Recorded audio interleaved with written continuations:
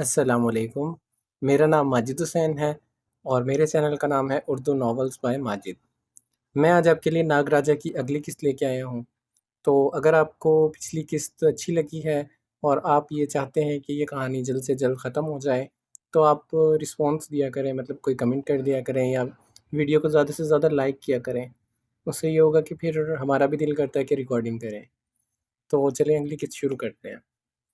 میں ایک زمانے سے تمہیں ڈھونڈ رہی ہوں، تم ایک زمانے سے خدا جانے کہاں ہو۔ 3 ماہ گزر چکے تھے، ماہین کے پیپرز بھی ختم ہو گئے تھے، کچھ ہی دنوں بعد رزلٹ آ جانا تھا۔ زاہد اس دن کا گیا ابھی تک نہیں لوٹا تھا۔ ماہین کو ایسا لگتا تھا اصل زندگی وہی تھی جو اس نے میکائل قبیلے میں گزاری تھی، اب تو بس جدائی تھی۔ پل پل جدائی، محبوب کی جدائی کا ایک لمحہ جان لیوا ہوتا ہے۔ یہاں تو اتنے دنوں سے اس کی خبر نہیں تھی۔ ماہین کی نگاہ دروازے پر ٹکی رہتی تھی، شاید ابھی آ جائے۔ اس روز اتوار کا دن تھا۔ وہ ماما اور بابا کے ساتھ لان میں آتی سردیوں کی شام میں بیٹھے چائے پی رہی تھی۔ ماہین کا دل اندر سے بہت افسردہ تھا، مگر وہ ماں باپ کی خاطر مسکرا رہی تھی۔ اکلوتی اولاد ہونا بھی کسی آزمائش سے کم نہیں ہوتا۔ اسی وقت گیٹ سے کوئی اندر داخل ہوا۔ ماہین کچھ دیر تو آنے والے وجود کو پہچان نہ سکی۔ 3 پیس ڈریس میں زاہد اندر آ رہا تھا، اس کے ساتھ ویل ڈریس مرد اور عورت بھی تھے۔ یہ تو زاہد نہیں ہے، ماما نے تصدیق چاہی۔ جی ماما، ماہین کی آواز لڑکھڑا گئی۔ بابا بھی حیران ہی ہوئے۔ السلام علیکم، زاہد نے قریب آ کر سلام کیا۔ وعلیکم السلام برخوردار، تم تو ایسے غائب ہوئے کہ اپنا کوئی نشان تک نہیں چھوڑا، ہم تو تمہاری راہ تکتے رہ گئے۔ بابا بہت پرجوش سے زاہد سے گلے مل رہے تھے۔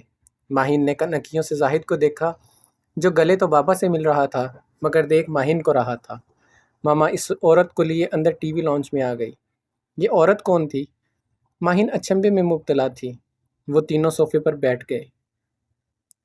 آپ لوگوں کی زاہد نے بہت تعریف کی تھی، مجھے بہت شوق ہوا آپ لوگوں سے ملنے کا۔ میں زاہد کی چچی ہوں اور جو باہر بیٹھے ہیں وہ زاہد کے چچا ہیں، آنے والی خاتون ماما کو بتا رہی تھی۔ زاہد سے ہمارا زمینی تنازع چل رہا تھا، اللہ کے فضل و کرم سے وہ معاملہ حل ہوا۔ ہمیں اپنی غلطی کا احساس ہو گیا ہے، ہم نے زاہد کو اس کا حصہ دے دیا ہے۔ وہ عورت رسانیت سے اپنے اور زاہد کے تعلقات کا بتا رہی تھی۔ یہ تو بہت اچھی بات ہے، یتیم کو اس کا حق دینا چاہیے۔ یتیم کے حق کھانے والے کے لیے سخت وعید ہے۔ ماما کہے بغیر نہ رہ سکی۔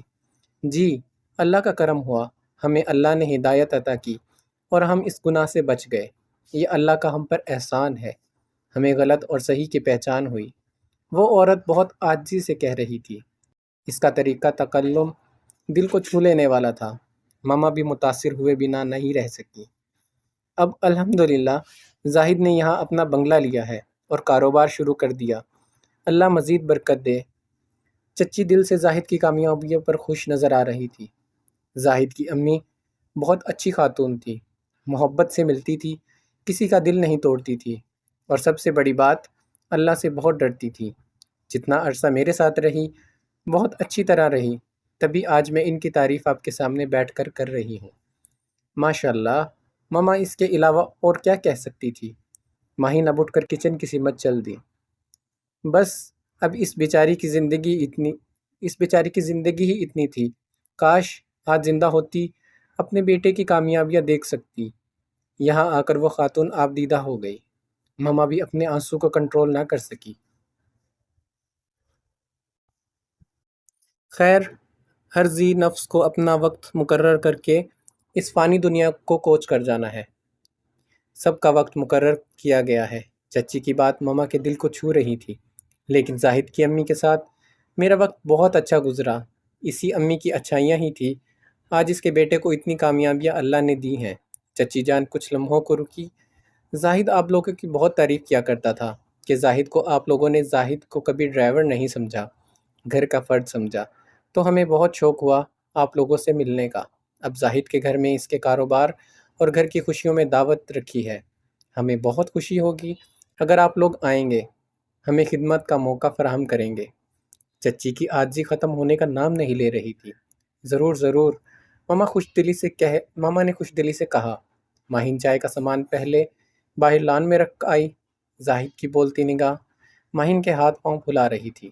چوری چوری ماہین زاہد کو دیکھ کر دل کی تسلی دیتی رہی کہ جلد اس کا نام زاہد سے جوڑ دیا جائے گا۔ جب محبت سچی ہو اسے ملنے سے روکا نہیں جا سکتا۔ ماہین چائے کی ٹرے لیے چچی کے پاس آ گئی۔ ماہین نے محبت سے چچی کو چائے کا کپ پکڑایا۔ یہ آپ کی بیٹی ہے؟ چچی نے ماہین کے سر پر ہاتھ پھیرتے ہوئے بہت محبت سے ماما سے سوال کیا۔ ماما نے اثبات میں سر ہلایا۔ ماشاء اللہ بہت پیاری ہے، اللہ اس کے نصیب اچھے کرے۔ چچی نے خلوص دل سے دعا کی۔ یہ وہ دعا ہے جس کی ضرورت ہر لڑکی کو ہوتی ہے۔ ماں باپ بہت پیار سے ایک لڑکی کو پالتے ہیں، پھر پال پوس کر غیروں کو سونپ دیتے ہیں۔ آگے والے اگر اچھے ٹکر آ جائیں، لڑکی کی دنیا جنت بن جاتی ہے، اور اگلے برے ملے تو لڑکی کی پوری زندگی تباہ ہو جاتی ہے۔ اللہ ہر لڑکی کے نصیب کو چاند سے زیادہ روشن اور چمکتا ہوا رکھے، آمین۔ ماہین مسکرا کر صوفے پر بیٹھ گئی۔ بہت اچھا لگا آپ کے گھر آ کر۔ اب اندازہ ہوا زاہد کیوں اتنی تعریف کیا کرتا تھا۔ یہاں اجنبیت ذرا نہیں ہے، ایسے لوگ دنیا میں بہت کم ہیں۔ چچی نے چائے کا خالی کپ ٹیبل پر دھرتے ہوئے کہا۔ اللہ آپ کو اجر عظیم عطا کرے۔ چچی کے الفاظ محبت سے پر تھے۔ اب چچی صوفے سے اٹھ کھڑی ہوئیں۔ زاہد کی خواہش تھی اس کی خوشی میں آپ لوگ ضرور شامل ہوں۔ مجھے امید ہے آپ لوگ ہمیں خدمت کا موقع ضرور دیں گے۔ چچی اب رخصت لینے لگی تھی۔ یہ کہنے کی بات نہیں، زاہد ہمارے لیے بیٹے کی طرح ہے، اس کی خوشی میں شامل ہو کر ہمیں بہت خوشی ہوگی۔ ماما بھی ان کے ساتھ کھڑی ہو گئی۔ آپ کچھ دیر اور بیٹھ جاتے، کھانا کھا کر جانا تھا، ابھی تو آپ لوگ آئے تھے۔ ماما کو ان کی کمپنی بہت پسند آئی تھی۔ انشاءاللہ پھر کبھی آئیں گے، کافی دیر بیٹھ کر جاؤں گی۔ وہ اب ماما سے گلے مل رہی تھی۔ بیٹا آپ بھی ضرور آنا، وہ اب ماہین کو کہہ رہی تھی۔ جی ضرور، ماہین نے تابعداری سے سر ہلایا۔ ان کے ساتھ ساتھ ماہین باہر لان تک آئی، جہاں زاہد کھڑا انہیں دیکھ رہا تھا۔ تھری پیس سوٹ میں زاہد بہت خوبصورت لگ رہا تھا، بہت سوبر سا پڑھا لکھا آدمی۔ ماہین کے دل میں سکون سا اتر آیا۔ ماہین کی نگاہ نے اس کا گیٹ تک پیچھا کیا۔ رات کے کھانے پر زاہد کو ہی ڈسکس کیا جا رہا تھا۔ ماشاءاللہ زاہد تو پہچانا نہیں جا رہا تھا، کتنا ڈیسنٹ لگ رہا تھا۔ ماما زاہد سے بہت امپریس ہو رہی تھی۔ میں بھی حیران تھا کہیں ڈاکہ تو نہیں ڈال لیا۔ وہ تو تم نے اب بتایا، باپ کا حصہ اسے اب ملا ہے۔ بابا بریانی اپنی پلیٹ میں نکالتے ہوئے گویا ہوئے۔ ماہین نے خاموش رہنے میں ہی غنیمت جانی۔ اللہ صبر کرنے والوں کو انعام سے ضرور نوازتا ہے۔ زاہد کو اس کے صبر کا پھل ملا ہے۔ یہاں رہ کر بھی اس نے چچا کی کوئی برائی نہیں کی، اور چچی کو بھی اللہ نے ہدایت عطا کی۔ ماما بابا کو بتا رہی تھی، اللہ سب کی سنتا ہے۔ ماما کا دماغ وہیں الجھا ہوا تھا۔ اب اس کی دعوت پر ہمیں جانا تو چاہیے۔ ماما نے تائیدی انداز میں بابا اور ماہین کو دیکھا۔ ماہین کے ہاتھ ٹھنڈے ہونے لگے تھے، کہیں بابا انکار نہ کر دیں۔ جانا چاہیے، ہمارا اس کے ساتھ اچھا وقت گزرا ہے، ہمیں اتنی محبت اور خلوص سے وہ بلا رہا ہے، ہمیں جانا چاہیے۔ بابا کی بات سن کر ماہین کی اٹکی ہوئی سانس بحال ہوئی۔ بس اللہ پاک کرے آگے کے معاملات بھی جلد حل ہو جائیں۔ ماہین نے دل کی گہرائیوں سے دعا کی، مگر آنے والے وقت کی خبر کسی کو نہیں تھی۔ ماہین نے سرخ کلیوں کا فراق پہنا ہوا تھا، لبوں پر سرخ لپسٹک لگائی ہوئی تھی، ہاتھوں میں سرخ کی چوڑیاں تھیں، کانوں میں سرخ اور گولڈن جھمکے۔ زاہد آج اس پر سے نظر نہیں ہٹا سکتا تھا۔ وہ تینوں زاہد کے بتائے گئے ایڈریس پر پہنچ گئے تھے۔ گاڑی بنگلے کے اندر آ چکی تھی۔ ایک پل کو ماہین کو یقین نہیں آیا یہ زاہد نے خریدا ہے، بہت عالی شان۔ پاس سے گزرنے والے رک رک کر دیکھتے ہوں گے۔ زاہد انہیں پورچ میں ہی مل گیا۔ اس کے ساتھ ظاہر بھی کھڑا تھا۔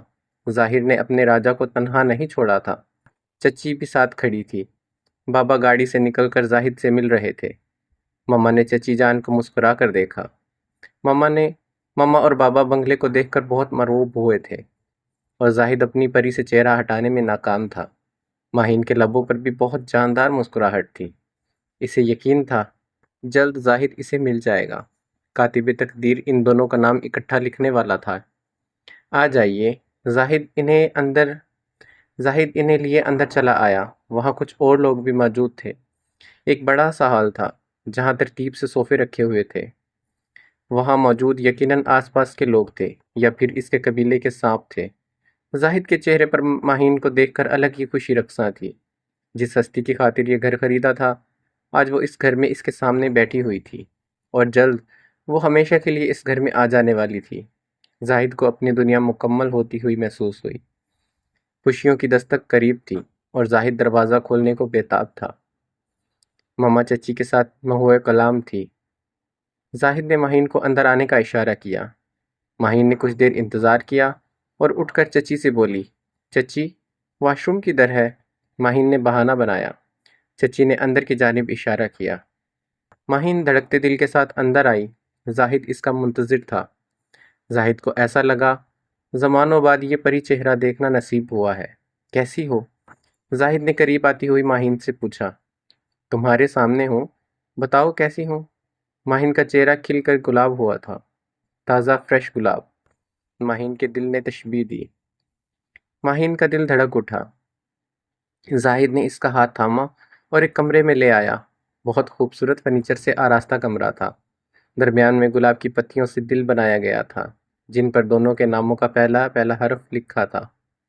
ماہین سحر زدہ سی اس ماحول میں گم تھی۔ زاہد کا دل کیا اسے اسی طرح باہوں میں اٹھا کر ان پھولوں کے درمیان کھڑا کر دے، مگر زاہد نے خود کو روکے رکھا۔ ماہین حیران سی ان پھولوں کے قریب آئی، مگر ان پر قدم نہیں رکھا، بس انہیں دیکھتی ہی چلی گئی، اور پھر مڑ کر زاہد کو دیکھا، جو محبت پاش نگاہوں سے اسے ہی دیکھ رہا تھا۔ کیسا لگا؟ زاہد اس کے پاس آتے ہوئے بولا۔ خوابناک۔ ماہین اس ماحول میں ڈوب چلی تھی۔ بہت خوبصورت، ایسا لگ رہا ہے کوئی خواب دیکھ رہی ہوں۔ ماہین کا لہجہ خوشی سے کھنک رہا تھا۔ زاہد اس کے گلنار چہرے کو بے خودی سے تکتا چلا گیا۔ تمہیں اس گھر میں پہلا قدم رکھنے کی خوشی میں یہ بہت کم ہے۔ یہ گھر آج اپنی خوش نصیبی پر نازاں ہوگا۔ ماہی، آج تم نے اسے یہ رونق بخشی ہے۔ یہ گھر تمہارا شکریہ ادا کر رہا ہے۔ زاہد اس کے بہت قریب کھڑا اس کے کان میں کہہ رہا تھا، تمہیں میں اپنے نام کر لینا چاہتا ہوں۔ تم پر صرف اس راجہ کا حق ہے۔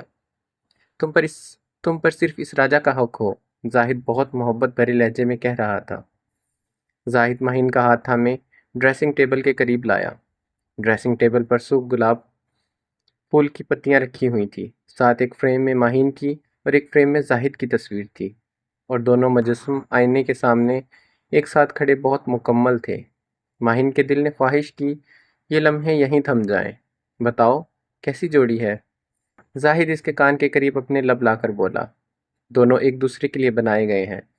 ماہین نے سرگوشی میں کہا، کیا اس ناگ کا ہاتھ تھامنا چاہو گی؟ زاہد کی سرگوشی ماہین کے کان میں رس گھول رہی تھی۔ یہ ہاتھ میں نے تھام لیا ہے۔ ماہین کا روم روم اس وقت زاہد میں گم ہو جانا چاہتا تھا۔ ہمارا ملن آسمانوں پر لکھ دیا گیا ہے ماہین، ہمیں ایک ہونے سے اب کوئی نہیں روک سکتا۔ صرف زاہد کے لیے بنائی گئی ہے۔ ماہین صرف زاہد کے لیے بنائی گئی ہے۔ زاہد کے جذبات اس کی آنکھوں سے عیاں تھے۔ ماہین نے زاہد کا بڑا ہوا ہاتھ تھام لیا۔ دونوں ہاتھ تھامے ایک دوسرے کو محبت سے تک رہے تھے۔ دونوں چاند کی طرح روشن تھے۔ ان کی گرد محبت نے حالہ گھیر رکھا تھا۔ دونوں کی محبت پاک تھی، جہاں روح ایک دوسرے کو ٹوٹ کر چاہتی تھی۔ سو دیکھ کر تیرے رخسار و لب یقین آیا کہ پھول کھلتے ہیں گلزار کے علاوہ بھی، زاہد نے بے ساختہ کہہ اٹھا، مگر دونوں ایک دوسرے کو تکنے میں اتنا مصروف تھے کہ دروازے پر کھڑے ماہین کے بابا کو دیکھ نہیں پائے۔ ہوش میں تب آئے جب بابا کی دھاڑ سنائی دی۔ ماہین! بابا حلق کے بل چیخے تھے۔ ماہین کے پاؤں تلے زمین نکل گئی تھی۔ بابا کی نظر دونوں کے ہاتھوں پر سے ہوتی ہوئی فریم میں رکھی تصویر پر ٹھہر گئی۔ بابا اپنی لاڈلی بیٹی کے ہاتھوں میں زاہد کا ہاتھ دیکھ کر دنگ تھے۔ بابا پر آسمان آ گرا تھا۔ اکیلے کمرے میں ماہین اور زاہد۔ ماہین! بابا کی آواز بہت بلند تھی۔ ماہین کی روح بابا کو دیکھ کر فنا ہونے لگی تھی۔ زاہد کی گرفت ماہین کے ہاتھ پر بہت مضبوط ہو گئی۔ اس مشکل میں وہ ماہین کا ساتھ چھوڑنے والا نہیں تھا۔ ماہین کی نظر بابا پر جمی ہوئی تھی۔ کمینے، میری بیٹی کا ہاتھ چھوڑ! بابا نے ایک جھٹکے سے پاس آ کر زاہد کے ہاتھ سے ماہین کا ہاتھ چھڑوا لیا۔ ماہین کو ایسا لگا اس کی زندگی اس سے چھینی جا رہی ہے۔ بابا نے ایک زناٹے دار تھپڑ ماہین کے چہرے پر مارا۔ ماہین حیرت سے منہ پر ہاتھ رکھے بابا کو دیکھ رہی تھی۔ آج تک بابا نے اسے کبھی ڈانٹا نہیں تھا، کجا تھپڑ دے مارا۔ زاہد ایک دم باپ بیٹی کے سامنے آ کھڑا ہوا۔ دوبارہ ماہین پر ہاتھ اٹھانے کی غلطی مت کر لیجیے گا، زاہد نے بابا کے سامنے انگلی کی، ورنہ میں بھول جاؤں گا آپ ماہین کے والد ہیں۔ زاہد کی آنکھوں میں خون اتر آیا تھا۔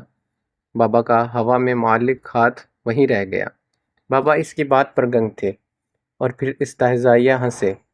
دیکھا، دکھا دی نا اپنی اوقات، نمک حرام، جس تھالی میں تم نے کھایا اسی میں چھید کر دیا نا۔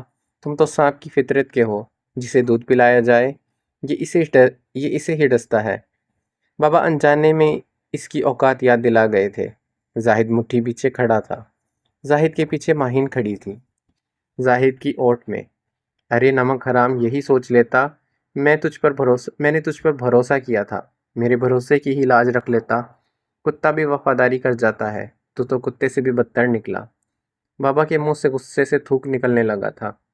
بابا، محبت کرنا جرم نہیں، میں نے ماہین سے سچی محبت کی ہے، اسی کی خاطر یہ کوٹھی خریدی ہے۔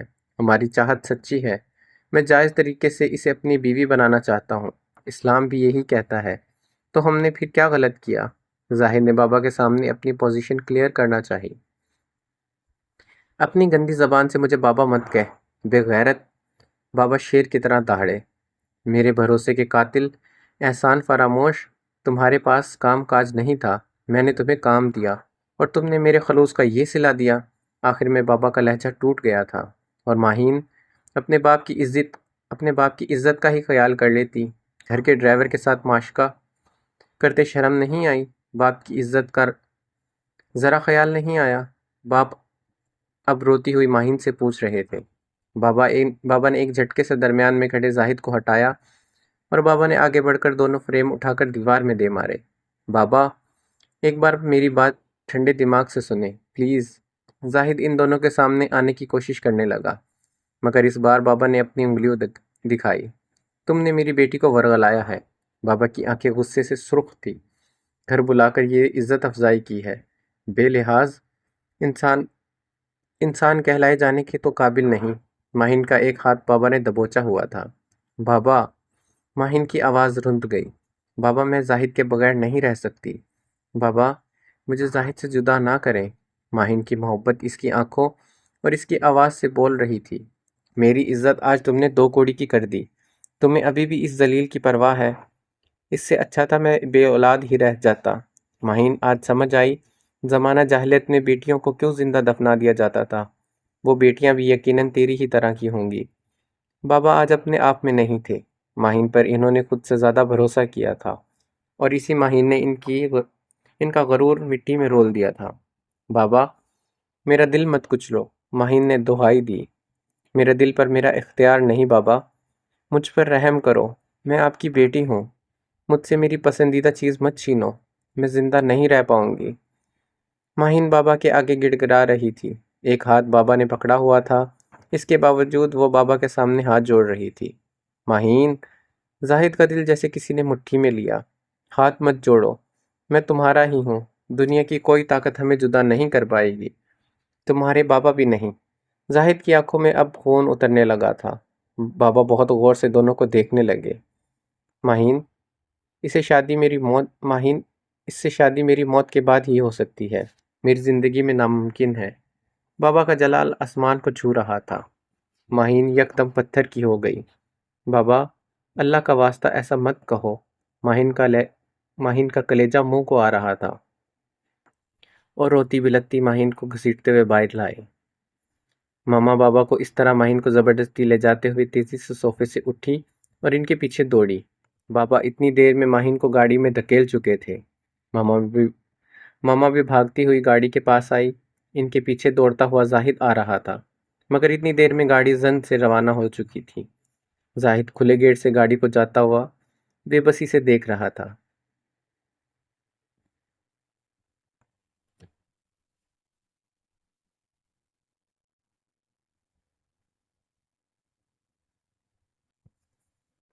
تم سے بچھڑی ہوں تو روئی ہوں وگرنہ کل تک، رونے والوں کو میں فنکار کہا کرتی تھی۔ ماہین نے کل سے کچھ نہیں کھایا تھا، بند کمرے میں رو رو کر وہ آدھی ہو چکی تھی۔ زندگی میں بابا نے اسے کبھی نہیں مارا تھا، اور اس رات بابا نے زاہد کے سامنے اسے تھپڑ مارا تھا، اور اس کی کوئی بات سننے کو بھی تیار نہیں تھے۔ بابا اسے بہت غلط سمجھ رہے تھے۔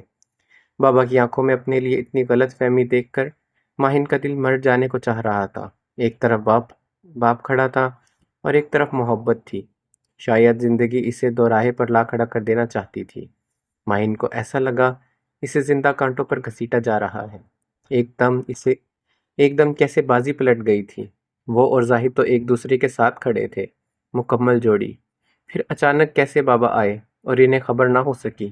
اف، میں بابا کی نظروں میں بھی گر گئی، ورنہ بہت سہولت سے اب زاہد نے رشتہ مانگنا تھا، مگر بازی اب ان پر پلٹ چکی تھی۔ کیا وہ اب بابا کی خاطر زاہد کو چھوڑ دے گی؟ نہیں۔ ماہین کا دل کانپ اٹھا۔ میں زاہد کے بغیر نہیں رہ سکتی، یہ سوچ بھی میرے لیے ممکن نہیں۔ اسی اثنا میں ماما آ گئی۔ اٹھو، آ کر کھانا کھاؤ۔ ماما کا لہجہ بھی کافی سخت تھا، جسے محسوس کر کے ماہین مزید رو دی۔ اب رونے کا کوئی فائدہ نہیں ہے۔ ماما کو بھی ماہین پر سخت غصہ آ رہا تھا، جس کی وجہ سے انہیں شوہر سے بہت سخت سننا پڑی تھی۔ کچھ تو ہوش کیا ہوتا۔ زاہد سے یہ سب کرتے ہوئے ماما کو ماہین پر سخت غصہ تھا۔ وہ لوگ دعوت چھوڑ کر اسی وقت گھر آئے تھے۔ بابا واش روم کی غرض سے وہاں آئے تھے، تب اچانک کمرے کے کھلے دروازے سے وہ اپنی بیٹی کو زاہد کے ساتھ تنہا دیکھ کر دنگ رہ گئے تھے۔ ماہین اور زاہد؟ بابا اسے آگے سوچ نہیں سکتے تھے۔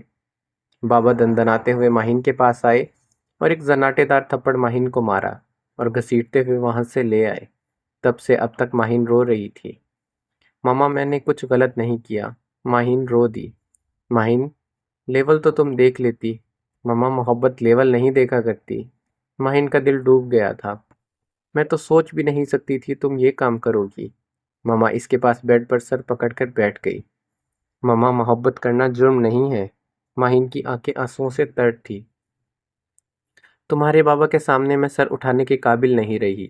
ہزاروں بار مجھے تانا دے چکے ہیں، اپنا نہ صحیح تو میرا ہی خیال کر لیتی تم۔ ماما کو بہت طیش آیا ہوا تھا۔ ماما، کیا غلط ہے؟ اس کا اچھا بزنس ہے، عالیشان گھر ہے، اور کیا چاہیے؟ ماہین سراپا سوال بنی ہوئی تھی۔ ذات، برادری، خاندان، کیا کچھ نہیں دیکھا جاتا؟ بس گھر دیکھ کر ہم اپنی بچی کا ہاتھ دے دیں؟ ماما نے تیور چڑھا لیے۔ ماہین، ہوش کے ناخن لو۔ یہ سب چیزیں دیکھ کر ہی شادی نہیں ہوتی۔ خاندان، نسل، سب کچھ دیکھا جاتا ہے۔ تم ہم پر بوجھ نہیں ہو جو ہم ایسے ہی کسی راہ چلتے کو تمہارا ہاتھ پکڑا دیں۔ ماما کا لہجہ بے لچک تھا، جہاں کوئی گنجائش نہیں تھی۔ اپنے دل و دماغ سے زاہد کا خیال نکال دو۔ تمہارے بابا کبھی بھی راضی نہیں ہوں گے، اس بات کو سمجھ جاؤ۔ ماما اب کھڑی ہوئی۔ اب سمجھ آئی ولید کے رشتے کو انکار کیوں کیا تھا۔ اتنا اچھا رشتہ تم نے اپنی بے وقوفی میں نکال دیا۔ ماہین، تم سے ایسی احمقانہ حرکت کی توقع مجھے تو نہیں تھی۔ ماما افسوس کرتی ہوئی بولی۔ اب یہ سوگ منانا بند کرو اور باپ سے سوری کرو اور باہر آ کر کھانا کھاؤ۔ ماما، محبت احمقانہ حرکت تو نہیں ہوتی۔ ماہین کی سوئی وہیں اٹکی ہوئی تھی، مگر ماما نے اس کی بات پر کوئی توجہ نہیں دی۔ تم آ رہی ہو یا نہیں؟ ماما نے لہجہ سخت رکھا۔ ماما، بھوک نہیں ہے۔ ماہین نے روتے ہوئے کہا۔ کھانا دیکھو گی تو خود بھوک لگ جائے گی، چلو اٹھو۔ اس بار ماما نے نرمی سے کہا۔ ایک ہی اولاد تھی، اسے اس طرح روتے دیکھ کر دل کٹ رہا تھا۔ آ جاؤ بیٹا، ماما نے اب پچکارا۔ ماما بھی اپنی ممتا کے آگے مجبور تھی۔ ماہین کے اندر بابا کا سامنا کرنے کی ہمت نہیں تھی، مگر سامنا تو کرنا ہی تھا۔ ماہین آہستگی سے اٹھی اور ماما کے ہمراہ کمرے سے نکل آئی۔ قدم اٹھانا دشوار تھا۔ بابا ماہین کو دیکھتے ہی کرسی سے ایک جھٹکے سے اٹھے اور اپنے روم میں چلے گئے۔ ماہین جہاں تھی پتھر کی ہو گئی۔ بابا کی اس قدر بیزاری، یہ میرے بابا ہی تھے نا؟ بابا، آپ پلیز ایسا نہ کرو، آپ کی یہ بیزاری میں برداشت نہیں کر سکتی۔ ماہین کی آنکھیں بھر آئی۔ بابا، میں آپ کی خاطر زاہد کو چھوڑ دوں گی، بس مجھ سے یوں منہ نہ موڑے۔ اور پکڑیوں کی خاطر بیٹیاں اس طرح اپنا دل مار دیا کرتی تھی۔ ماہین بھی بابا کی خاطر زاہد کو چھوڑنے کو تیار تھی۔ اپنی ماہین کو غلط نہ سمجھے بابا۔ ماما نے نظریں چرا لی۔ ماہین کو چکر آنے لگے، دنیا گول گول گھومنے لگی۔ ماہین نے چکراتے سر کے ساتھ ٹیبل کے پاس جانا چاہا، مگر ماہین وہیں گر گئی۔ اس کی ناک سے خون کی ایک لکیر بہہ رہی تھی۔ ماما اسے گرتے دیکھ کر چیخ کر ماہین کی جانب دوڑی، مگر ماہین تب تک ساتھ رکھی ٹیبل سے ہوتی ہوئی زمین پر گری پڑی تھی۔ ناک کے بعد اس کے سر سے بھی خون بہہ رہا تھا۔ ٹیبل پر رکھا گلدان زمین بوس ہوا تھا۔ اس کی کرچی ماہین کے سر پر لگی تھی۔ کیا کہا ہجر گزارا ہے؟ تو چلو بتلاؤ، ایک لمحے میں بھلا کتنے برس ہوتے ہیں؟ مما بابا آپریشن تھیٹر کے باہر تنہا کھڑے تھے۔ وہ کیسی تھی؟ کس حال میں تھی؟ وہ منظر ناقابل بیان تھا۔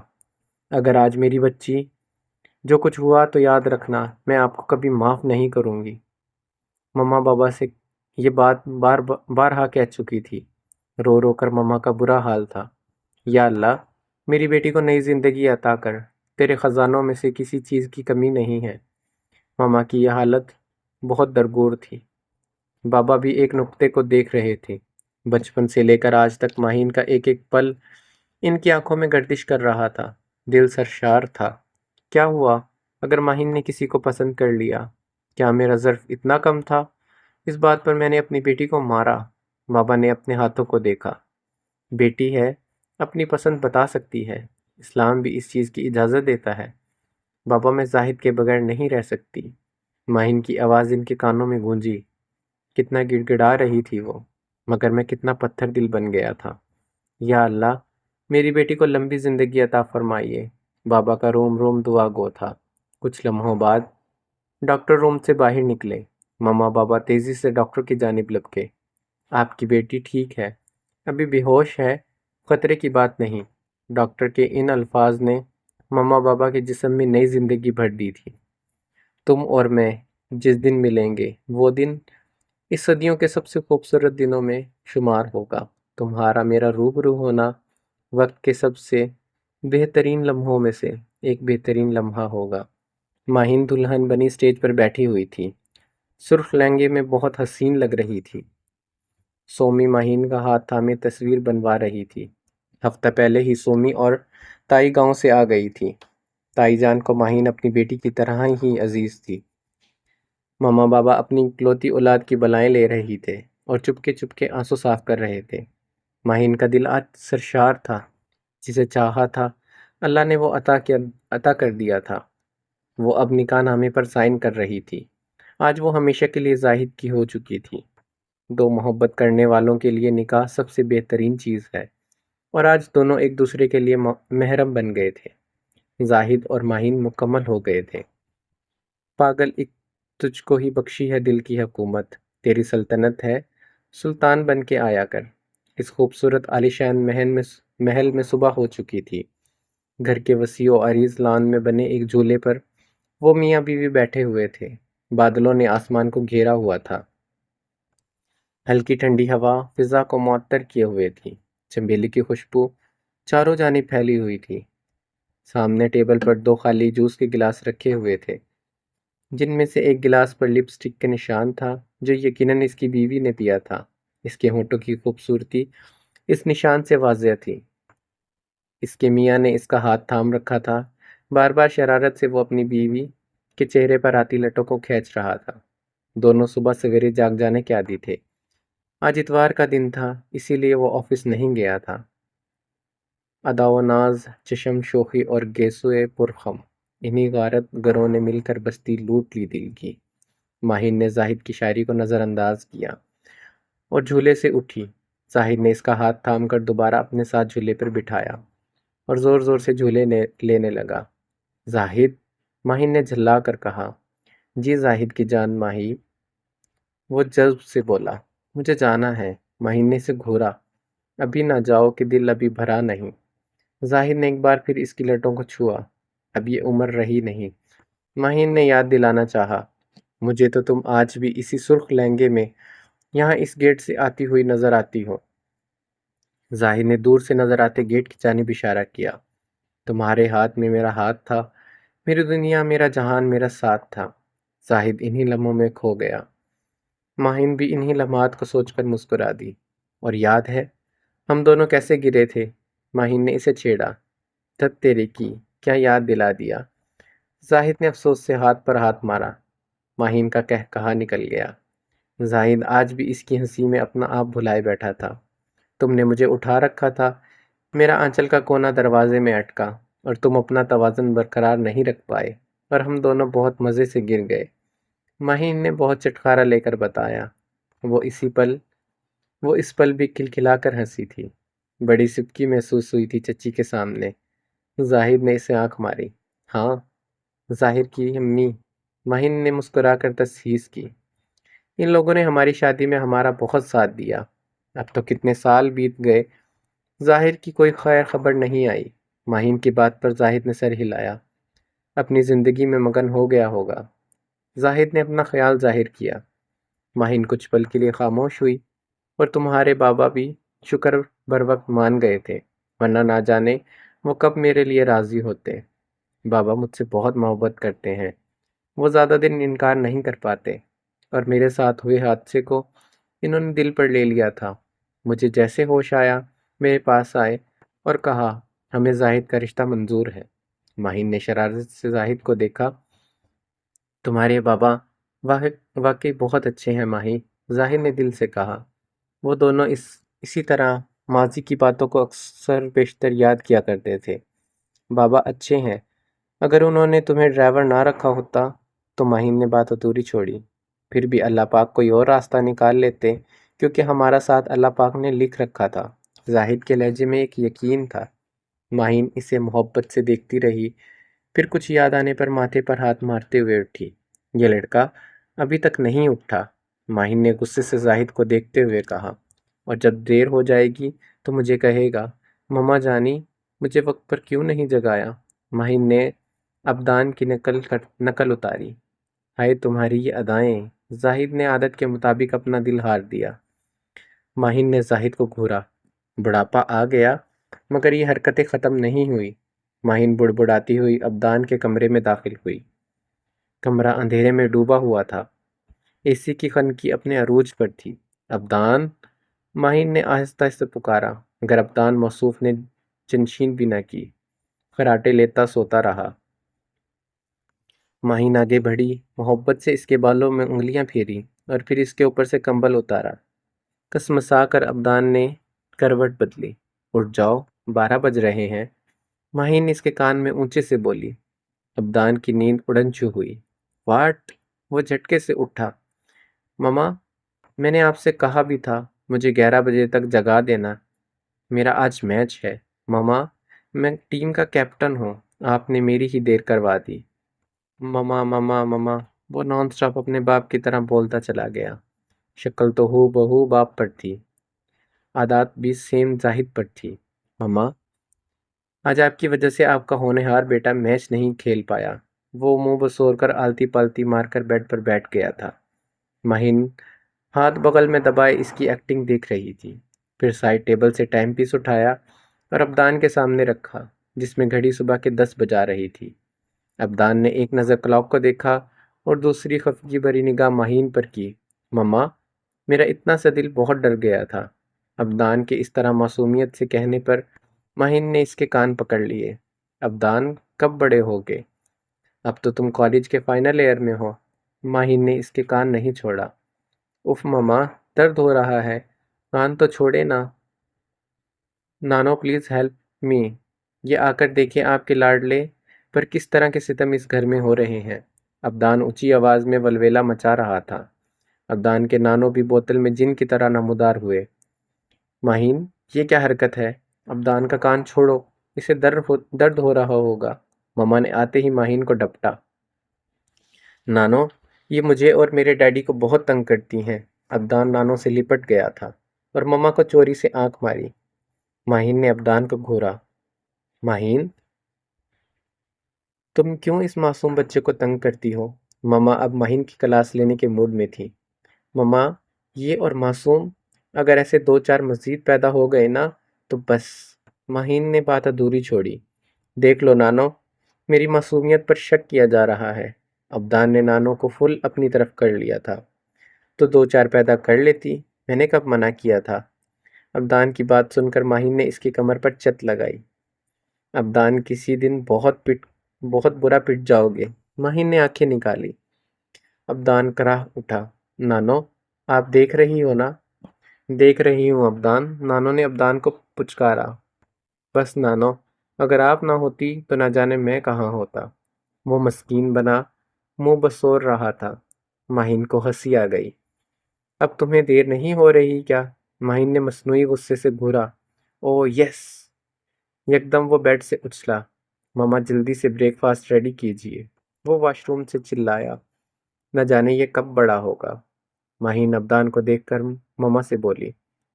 نانا بہت محبت سے ابدان کو دیکھ رہی تھی۔ اللہ نے ان کی بیٹے کی خواہش ابدان کی صورت میں پوری کر دی تھی۔ ماہین نے ناشتہ تیار کیا، ڈائننگ ٹیبل پر لگا دیا تھا۔ ماما بابا اور زاہد ناشتہ کر رہے تھے۔ ماما بابا بوڑھے ہو گئے تھے۔ وہ والا گھر رینٹ پر چڑھا کر ماما بابا ماہین کے پاس ہی شفٹ ہو گئے تھے۔ بابا اور زاہد کی ماہین انڈرسٹینڈنگ کمال کی تھی۔ بابا اور زاہد کے مابین انڈرسٹینڈنگ کمال کی تھی۔ ماہین وہ لمحے سوچ کر آج بھی خوفزدہ ہو جاتی ہے جب بابا کو ماہین اور زاہد کا علم ہوا تھا۔ بابا کس طرح اسے وہاں سے گھر لے آئے تھے، پھر اس کے آپریشن کے بعد بابا کتنا ٹوٹ گئے تھے۔ تب بابا نے زاہد کے ہاتھوں میں ماہین کا ہاتھ دے دیا تھا۔ بابا کو ماہین کی خوشی سے زیادہ کچھ عزیز نہیں تھا۔ ماہین کی خوشی کے سامنے بابا نے اپنی انا ختم کر دی تھی۔ زاہد نے بھی بابا کا بیٹا بن کر دکھایا۔ نفرت کی دیوار کو زاہد نے اپنے اچھے رویے کے ذریعے گرایا۔ آج بابا زاہد کے بغیر ایک قدم نہیں اٹھا سکتے تھے۔ بابا آج تک نہیں جان سکے تھے زاہد ماضی میں ایک ناگ رہا ہے۔ وہ کس طرح ماہین کو اغوا کر کے اپنے قبیلے لے گیا تھا۔ یہ راز ابھی تک دفن ہی تھا۔ ابدان عجلت میں ڈائننگ ٹیبل پر آ بیٹھا۔ Hello every one. ابدان کرسی گھسیٹ کر بیٹھ گیا۔ آج پھر میچ؟ بابا نے ابرو اچکائے۔ جی نانا حضور۔ ابدان نے کنکھیوں سے ڈیڈی کو مدد طلب نظروں سے دیکھا، مگر زاہد نے کندھے اچکا دیے۔ بدخوردار، ان میچوں میں کیا رکھا ہوا ہے؟ کیوں وقت کا ضیاع کر رہے ہو؟ بابا پھر شروع ہو گئے۔ جی نانا حضور، بس یہ تو میں ڈیڈی کی خوشی کی خاطر کر رہا ہوں، ورنہ مجھے تو کوئی خاص شوق نہیں۔ ابدان سلائس دانتوں سے توڑتا ہوا سارا الزام زاہد پر لگا چکا تھا۔ زاہد نے اسے آنکھیں دکھائی۔ بس وہ زاہد سے کچھ بات نہیں بن سکی۔ تم بتاؤ نا ماہین۔ زاہد نے کچن سے آتی ہوئی ماہین سے مدد چاہی۔ بیٹے نے باپ پر ڈال دیا اور اب باپ مجھ پر ڈال دے گا۔ ماہین پھیکی چائے کا کپ بابا کے پاس رکھتے ہوئے کہا۔ میرا بس چلے تو ابدان کا بیٹ کہیں چھپا ہی ڈالو، ماہین نے کرسی پر بیٹھتی ہوئی بولی۔ مگر یہ باپ بیٹا میری سنتے کہاں ہیں؟ ماہین نے افسوس سے بابا سے کہا۔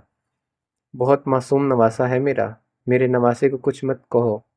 ماما ہمیشہ کی طرح ابدان کی وکالت کے لیے میدان میں آ گئی۔ ابدان نے پاس بیٹھی ہوئی نانو کو فوراً گلے لگا لیا۔ میری نانو زندہ باد، نعرہ لگاتا ہوا وہ کرسی سے اٹھا۔ ناشتہ تو ٹھیک سے کرو، ماہین پیچھے کہتی رہ گئی۔ ماما دیر ہو رہی ہے۔ وہ باہر نکل گیا۔ میچ کے لیے سفید ٹراؤزر سفید شرٹ پہنے وہ بہت ریلیکس انداز میں گاڑی ڈرائیو کر رہا تھا۔ اسٹیئرنگ کو تھامے اس کے لبوں پر کوئی گیت تھا۔ جیل لگے بالوں کو بہت سلیقے سے جما رکھا تھا۔ وہ اپنے باپ سے زیادہ حسین تھا۔ لڑکیاں پہلی نظر میں اس کی محبت میں گرفتار ہوا کرتی تھی، لیکن ابدان کے انداز میں غرور جھلکتا تھا۔ وہ لڑکیوں کو لفٹ نہیں دیا کرتا تھا۔ باپ کی عمارت کا فخر اس کے ساتھ تھا۔ جہاں ماں باپ میں عاجزی تھی، وہیں ابدان کی ناک بہت اونچی تھی۔ گراؤنڈ میں پہنچ کر اس نے ایک سائیڈ پر اپنی گاڑی پارک کی، گاڑی لاک کر کے باہر نکل آیا۔ دھوپ کی تمازت میں اس کا چہرہ روشن لگ رہا تھا۔ حسب عادت وہ لڑکی آنکھوں میں گلاسز لگائے ایک سائیڈ پر کرسی ڈالے بیٹھی تھی۔ ابدان نے اس پر کوئی خاص توجہ نہیں دی۔ وہ اپنی ٹیم کے پاس آ گیا۔ میچ شروع ہونے سے پہلے والی ڈسکشن جاری تھی۔ کافی کراؤڈ سنڈے کی وجہ سے موجود تھا۔ یہ شہر کے معزز افراد کی جانب سے میچ کا انعقاد کیا گیا تھا، جس میں جیتنے والی ٹیم کو انعام سے نوازا جانا تھا۔ یہاں ابدان کی ناک کا سوال تھا۔ وہ ہارنا نہیں چاہتا تھا، وہ اپنی جان لگا دینا چاہتا تھا۔ اس میچ کی پریکٹس وہ کافی دنوں سے کر رہا تھا۔ ٹاس کیا گیا اور ٹاس ابدان جیت گیا اور پہلے بیٹنگ کا آغاز کیا۔ ابدان کو جیتنے سے آج کوئی نہیں روک سکتا تھا۔ ابدان نے دل میں تہیہ کیا، مگر جیت ہار کا فیصلہ اوپر سے ہوتا ہے، انسان بے بس ہوتا ہے۔ ابدان کی بیٹنگ بہت اعلیٰ تھی، مگر سامنے بالنگ کروانے والا بھی عام بندہ نہیں تھا۔ سامنے حسام طارق تھا۔ جو بھاگتا ہوا ابدان کی جانب آ رہا تھا۔ بال کو ہاتھ میں دبائے اس نے بال زمین پر پھینکی۔ حسام کی پہلی بال پر ابدان کی وکٹ ہوا میں اڑتی ہوئی وکٹ کیپر کے قدموں میں گر گئی تھی۔ ابدان کو کچھ سیکنڈ سمجھ ہی نہیں آئی کہ ہوا کیا ہے۔ 30 سیکنڈ تک وہ پتھر کا مجسمہ بنا حسام کو خوشی سے جھومتا دیکھتا رہا۔ پہلی بال پر ابدان آؤٹ ہو گیا تھا۔ خود کو کمپوز کرنا ابدان کے لیے سہل نہیں تھا۔ بیٹ کو ہاتھ میں لیے وہ واپسی کی طرف جاتا ہوا حسام کے چمکیلے چہرے کو نفرت سے دیکھنا نہیں بھولا تھا۔ کپتان کی پہلی ہی بال پر آؤٹ ہو جانے پر باقی ٹیم پریشر کا شکار ہو کر بہت جلدی آل آؤٹ ہو گئی۔ یہ میچ ابدان کی ٹیم نے بہت آسانی سے ہار دیا۔ جس میچ کی پریکٹس وہ اتنے دنوں سے جان فشانی سے کر رہا تھا، وہ اس کے ہاتھ سے بہت آسانی سے پھسل کر مخالف ٹیم کی گود میں جا گرا تھا۔ ابدان کے لیے یہ ہار بہت تکلیف دہ تھی۔ اس کے ماتھے پر چمکتا ہوا تاج کا نشان پوری شان سے اس ہار پر بھی چمک اٹھا تھا۔ کہانی جاری ہے، اس کا بقیہ حصہ آپ اگلی قسط میں پڑھیں گے، اور اگر آپ کو یہ قسط اچھی لگی ہے تو آپ اسے لائک کر دیں اور ایک اچھا سا کمنٹ کر دیں، اور کمنٹ میں نیکسٹ ایپیسوڈ بھی لکھ دیں۔ تو جتنے زیادہ کمنٹس ہوں گے اس حساب سے پھر میں اتنی جلدی ریکارڈنگس کروں گا۔ اور اپنا بہت سارا خیال رکھنا۔ اللہ حافظ۔